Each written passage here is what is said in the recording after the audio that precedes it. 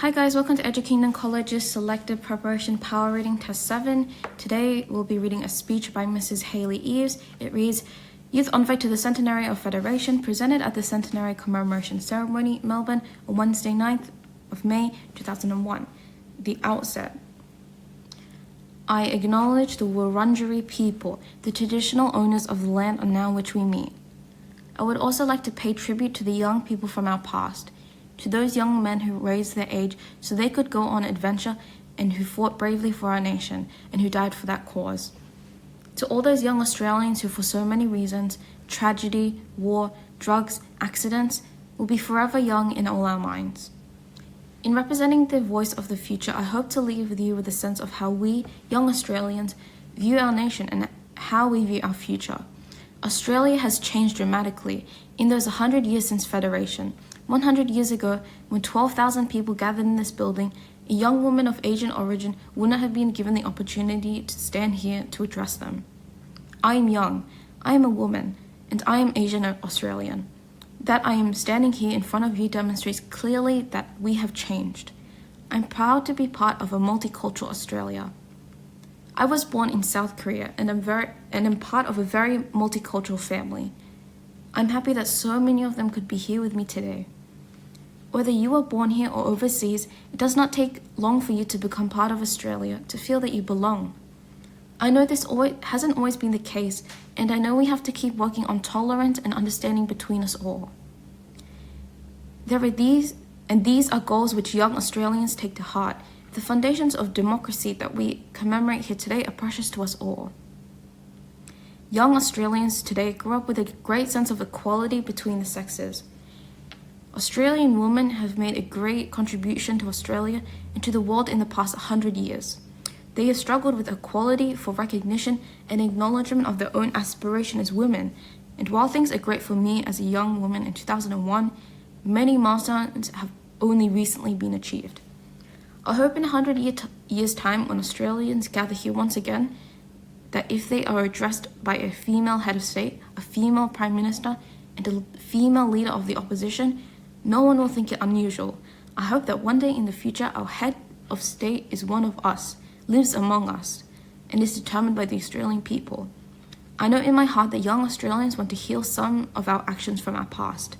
Reconciliation represents a path for healing the divisions between non-Indigenous and Indigenous Australians. The environment is an issue which has become a focus of concern for young Australians. Whether you were born here or overseas, it does not take long for you to become part of Australia to feel that you belong. We recognize that the solutions to environmental problems involve the world community and cooperation between nations. We have a proud history of achievement. As a young generation, we have always respect the legacy of those who came before us. But we also know we must find our own way, our own path, and ensure that the things we inherit continue to be relevant for us, our nation, and future generations. Question 1 reads, why does Hayley Eves acknowledge the Wurundjeri people at the beginning of her speech? A. She knows that they live in Melbourne. B. She respects their stories and traditions. C. She accepts their connection to the land. And D. She believes that the centenary celebration is important. So we can already cross out a few. A. She knows that they live in Melbourne. Well, she doesn't know that, and there's no indication of that. B. She respects their stories and traditions. That could be true, but we'll just check the other options. C. She accepts their connection to the land. Or D. She accepts that the centenary celebration is important. We'll cross out D, even though it's important. That doesn't mean she did the acknowledgement for that reason.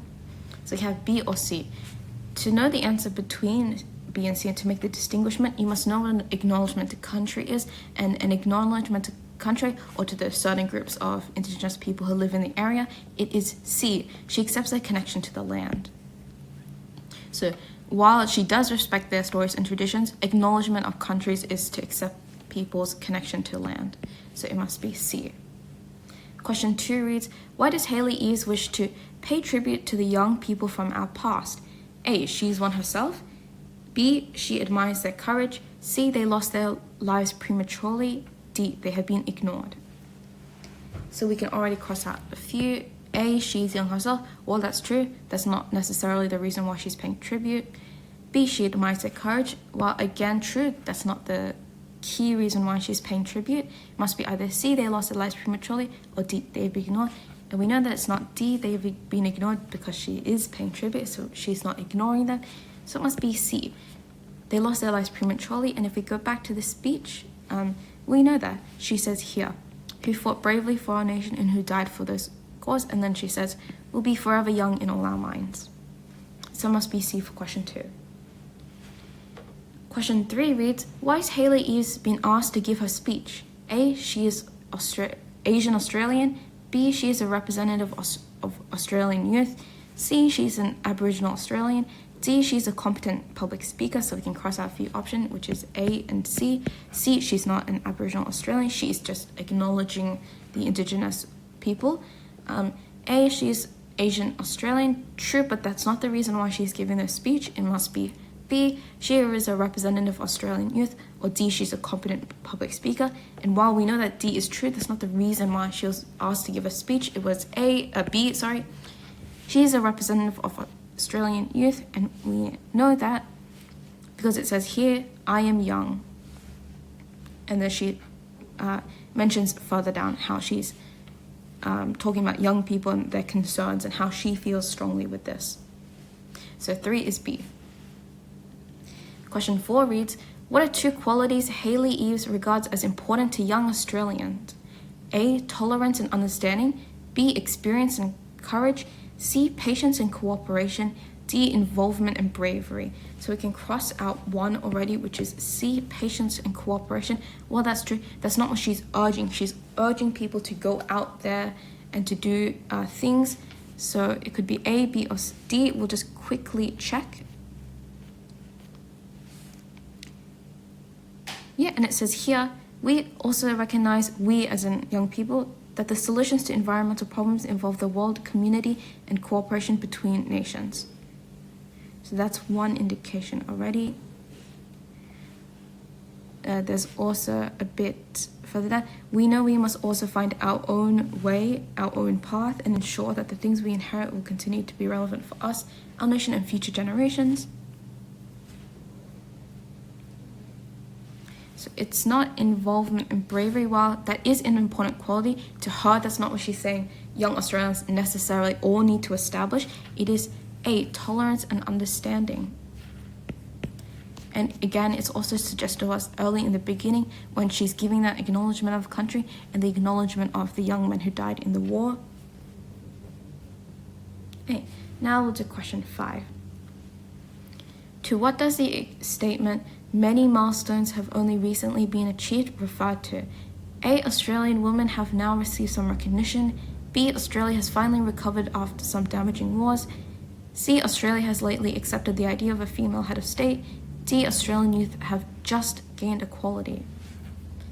So we know it's not D, Australian youth have just gained equality, because that question in itself is not correct. Youth always have had equality in some manners and in different levels depending on race, gender, and some other factors, but equality here is just based on age. So the older you are, the more access you have to equality as opposed to someone young. It's also not C, Australia has lately accepted the idea of a female head of state. Well, I think you could argue that's either true or false depending on who is answering the question. We haven't seen a female head of state yet, so it's not C, it must be A. Australian women have now finally received some recognition. Or B, Australia has just recovered after some damaging wars. Remember, this was in 2001. We'll just quickly check where this line came from. Yeah, and it says here, they have struggled for equality, for recognition, acknowledgement for their own aspiration as women. So we know it's about women. And things are great for me as a young woman in 2001. Many milestones have only recently been achieved. So we know that for question 5, it's about Australian women and that their recognitions towards the war, just towards the country, etc., have only just been recently achieved because they're only given the chance to make these choices and experiences now. Question 6 reads, which word best describes the tone of her speech? So A, irate and unsympathetic. We can cross that out already. She comes off very sympathetically. B, Positive and humorous, we can cross out B because she doesn't make it very humorous. C, negative and cautious. It's not negative, so we know it's not C. Must be D, sincere and optimistic, and we can just cross it out already from process of elimination. Now we'll try question 7. Question 7 reads, what is the main purpose of this speech? A, to pay tribute to Australian forefathers. B, to present a vision for Australia's futures. C, to criticize the apathy of Australians. D, to demonstrate the capabilities of Australian youth. So we know that it's not C, to criticize the apathy. She isn't criticizing, and she actually is opposite. She is commending Australians' empathy. We also know that it's not A, to pay tribute to Australian forefathers. Forefathers think like past presidents, etc. She doesn't pay tribute to them. She pays tribute to the fallen soldiers. So it must be B or D. But we know that it's not D, to demonstrate the capabilities of Australian youth, because her entire speech is not necessarily only about the youth. If we quickly go back to the speech, we can say here, we'll read the last part. As a young generation, we will always respect the legacy of those who came before us, but we also know we must find our own way. So for question 7, it must be B, to present a vision for Australia's future. We also know that when she talks about concerns about the environment. Now we'll try question 8, which is the last question. Hayley Eves repeated the use "I hope" when discussing the future creates a tone of A, yearning optimism, B, skeptical doubt, C, urgent demand, or D, regretful nostalgia. So we know that it's not D, regretful nostalgia, because her poem isn't about regret. It's about moving forward to the future as a nation. We also know that it's not C, urgent demand. There's no urgent tone in this. She's just merely hoping in the future. She's saying things are good right now, but they could always be better. We could always fight for more equality, etc. We'll just go back and see an example of why she says, I hope.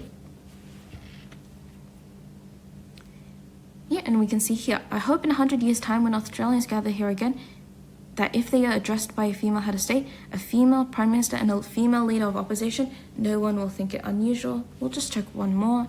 She also says here, I also hope that one day in the future, our head of state is one of us, lives among us, and is determined by the Australian people.